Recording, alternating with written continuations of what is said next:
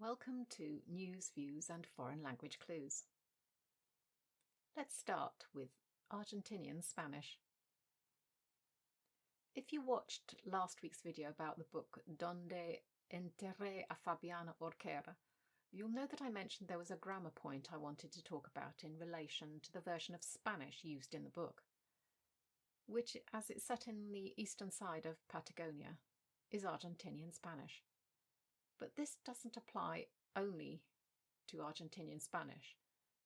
There are other places in the central regions of South America that use this variation too. So it's to do with the second person singular, which usually is known as tú in Spanish. However, in this region, you may hear people use vos instead, with a different second person version of the verb. Naturally, when I first came up against this in the book, I was pretty confused by it. I didn't so much notice the verb, apart from the sos. More on that in a second, because the forms seemed understandable. I guess they weren't noticeably different because I wasn't really thinking about them. But the vos is very noticeable, because it seems more like a plural you, or perhaps a polite you, when you consider vous, vosotros, voi, and você in other languages and countries. It made me think that this might be like Brazilian Portuguese, where you use você with the third person. Anyway, what was even more confusing was that it was being used by people who were basically as close as family and those who were more like acquaintances. That was odd. There were things like this. Vos sos donaire? Are you donaire? Y vos, vinís a verlo a él? And you've come to see him? Sos pariente? Are you a relative?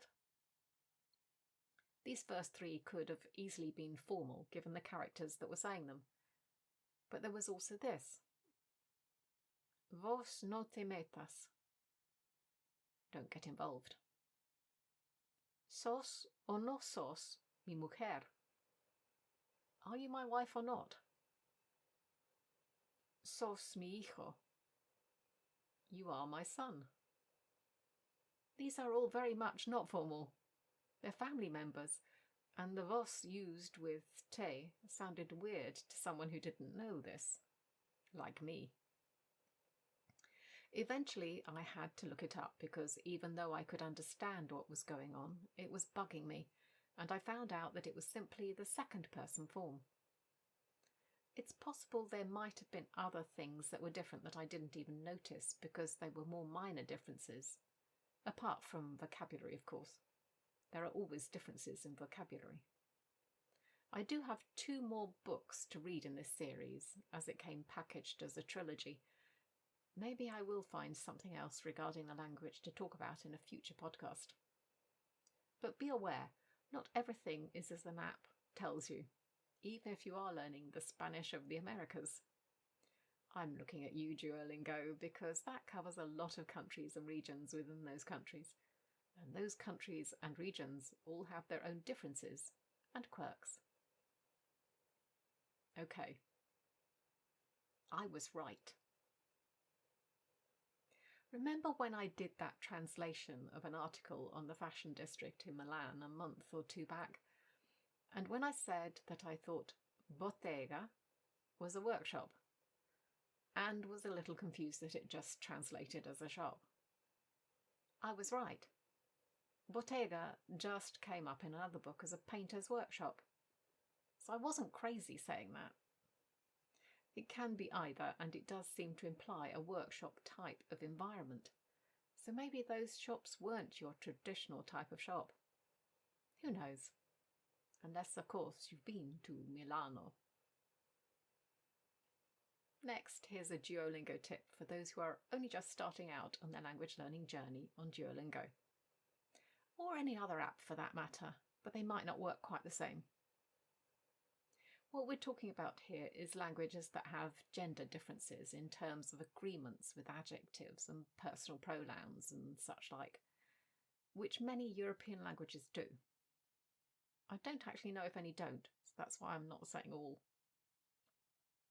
Anyhow, when doing the exercises where the subject is I, like I am tired or I went on a train today, those are really bad examples, but so are many of the ones I have to translate in Duolingo, so who cares?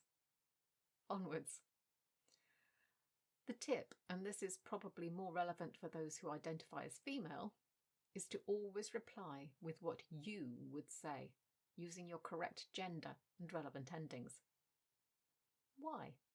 Shouldn't you practice all of them? Well, yes, if you're talking about other people. But you as a person are never going to use those sentences with the alternative ending or endings in real life, in your own conversations. So practice what you will actually be using so that it becomes natural, or as natural as possible. Duolingo will accept any correct answer in terms of endings. You do not have to worry that the character image used of that sentence is of a particular gender unless there's something in the sentence that implies it has to be a particular gender. In fact, sometimes the sentences don't match those pictures for gender anyway. And then there are the animals. Practice your own gender and things will be much easier when you actually have to speak in a real life situation. Now back to Portuguese similarities with other languages I'm learning. So if you've studied Italian and Spanish, you'll know how there are some words where Spanish adds an extra I to words compared to Italian. I'm talking about words like tempo and tiempo, festa and fiesta, sempre and siempre. Well, here's the thing. Many Portuguese words are closer to Spanish than Italian. Not identical in many cases, but closer. However, these words, for some reason, are identical to Italian. They also don't contain the I. Of course, once you get to plurals, things go haywire, but that's the fun. There are also things like this, where the spelling is different, but the sound is just like Italian. So figlia and figlio in Italian becomes figlia and figlio in Portuguese. Foglia becomes foglia. Aglio becomes aglio. I'm sure I'll find more of these as I progress, but it's interesting that it takes from both languages. Okay, they both started off with some Latin, but they went off in different directions. I found an interesting article on the origins of Portuguese linked below. Portuguese as we know it today started with the Roman invasion and Latin, then evolved into Galician Portuguese. It has several different names, but I chose the one that would give the clues. Galician, presumably, is where the Spanish similarities come from. In 1516, a poetry book was published which helped define the rules of the language. And more recently, the language has taken words from Greek and once again Latin. So maybe that last thing is why some words lean more towards Italian than Spanish. Perhaps those words were, in effect, reintroduced, but the Portuguese gave them their own spelling to create the same sound. Duolingo Progress Alert. With regards to my study of Portuguese, as of now, when I'm writing this, a couple of days after Easter weekend, I've decided that I'm going to spend a few weeks just studying Portuguese and drop the other languages, give them a rest, to try to get as far through the Duolingo course as I possibly can without any distractions. I know it's one of the shorter courses, so that's on my side. I'm already over halfway through section 2, so I think in 2 to 3 weeks I can probably finish that section if I really push forwards. And from what I can find online, section 3 may only have 13 units.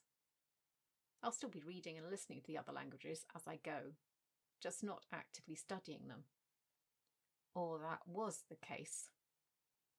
A day before recording this, after having been on Duolingo in the morning and returning in the afternoon, this happened. Yeah, not good. Although the number of sections is roughly the same as far as I know, I have now been put in a part of the path which has some things I have done before and others I haven't. Just little things like, reflexive verbs, a ton of vocabulary, and who knows what else. I've yet to find that out. The first lesson I clicked onto, I needed reflexive verbs. So I went back to the section that says it's about reflexive verbs and clicked on the last lesson in the hopes that it would show me all the forms. Not one reflexive verb came up.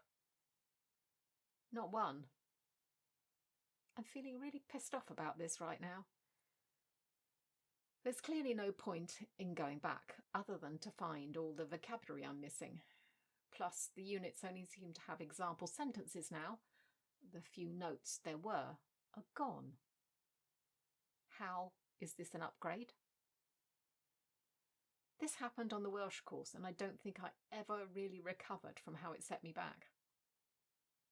They need to give people the option to upgrade the course or not just dump it on you like this. Okay, let's lighten the mood again. Time for the words and phrases. Let's start with Italian. The first one is le dava le spalle. This means to have your back to someone, to be facing the other way, and I don't think it has any negative connotations. Whereas in English, we are giving someone the cold shoulder, which is more snubbing someone. I looked that up on Reverso Context and it gave me voltare le spalle, so turning your back, and trattare con freddezza, literally treating coldly. The two things do seem to be different. Ci ho pensato fin troppo. I have thought about it. Well, fin troppo is a far too, or long enough, or excessively, so this means I've thought about it long enough, which I'm sure many of us can say about a lot of the things we worry about in life. And now you can say that in Italian. Parlottare. If you thought that looks and sounds a bit like parlare, then you're on the right track. Parlottare is to gabble away, mutter, chitter-chatter. Why not chiacchierare? I think that's more general chatting, whereas this is probably more chatting to yourself, given the context it was in. Inzuppare. Sounds like putting someone in the soup. But this can be said of people, and we're not talking cannibals. However, that is on the right track. Inzuppare is to soak, similar to bagnare, which you may already know. And soups are generally quite wet in consistency. Una filastrocca. I don't think anything in this word is going to give you the slightest clue what it is if you haven't heard it before. It's actually a nursery rhyme or a whimsical rhyme. Something like Jabberwocky, perhaps. Muoversi a tentoni. So, moving yourself in some way. I've seen this quite a bit. A tentoni is kind of gropingly. So, as a phrase, this is something like to stumble along feeling one's way, like you might do in the dark. If you think about it, tentoni does sound a bit like tentatively, which could give you a clue. Time for some French. Au fil des mois, au fil du temps. Feel, of course, can be a thread or a wire, which does give you a bit of a clue. Over the thread of months, or more simply, over the months, over time. giving the idea of time passing. Nous mettions au point. We put ourselves to the point. Kinda, if you follow that through a little. All right, it might be a bit of a stretch. This is we were planning, developing, finalising, working out. So I guess getting down to work might be a translation. D'ici peu. This one is quite easy to guess.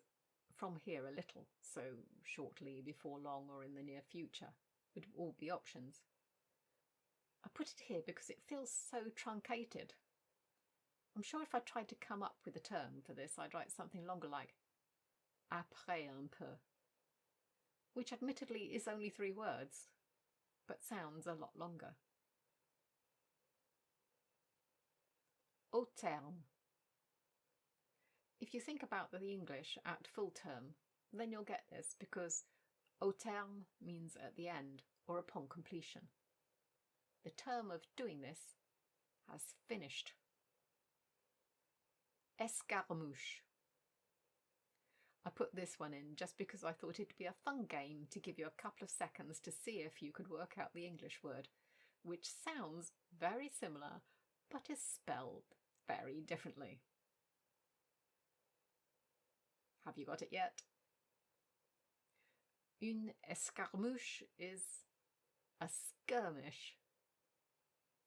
It sounds like one of those words where the English heard it and wrote it down phonetically, and then it went on its own merry way, changing more and more.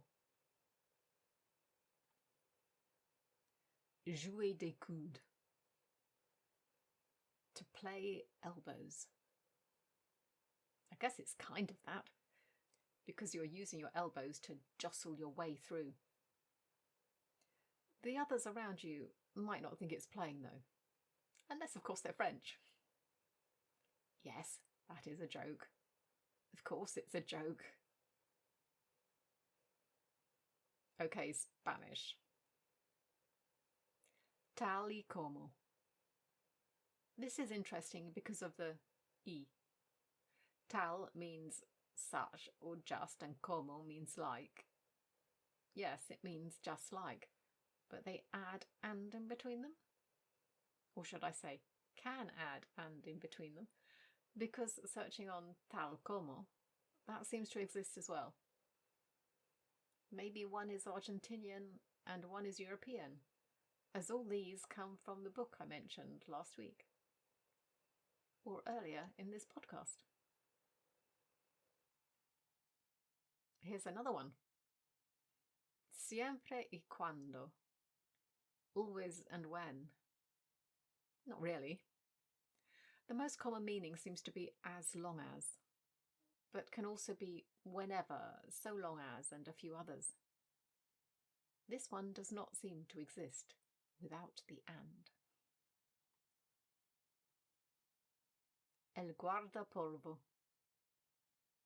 The dust keeper, or rather the dust cover that can, in some circumstances, be a duster.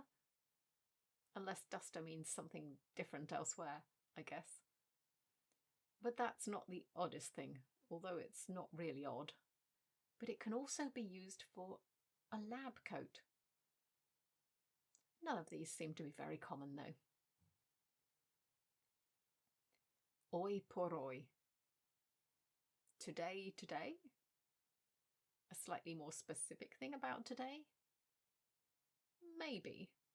Because although this can be indicated just by saying today in English, it's more like nowadays, at present, these days, at the moment, for the time being. Definitely more specific than just saying today. There are several words for glasses, the ones you wear, such as gafas or lentes, but I found another one. Los anteojos. The before the eyes things. These particular anteojos were de pasta, which does not mean pasta glasses, although that's a fun image. You can imagine a kid making those. What it actually means is plastic glasses. Now, we've previously had un viejo lobo de mar, an old wolf of the sea, or in English, an old sea dog. I'm wondering whether this is linked, because I've now come across los lobos marinos, sea wolves. It's actually what we would call sea lions. But this could mean that lobo de mar is referring to sea lions rather than wolves. I'd say that's a distinct possibility.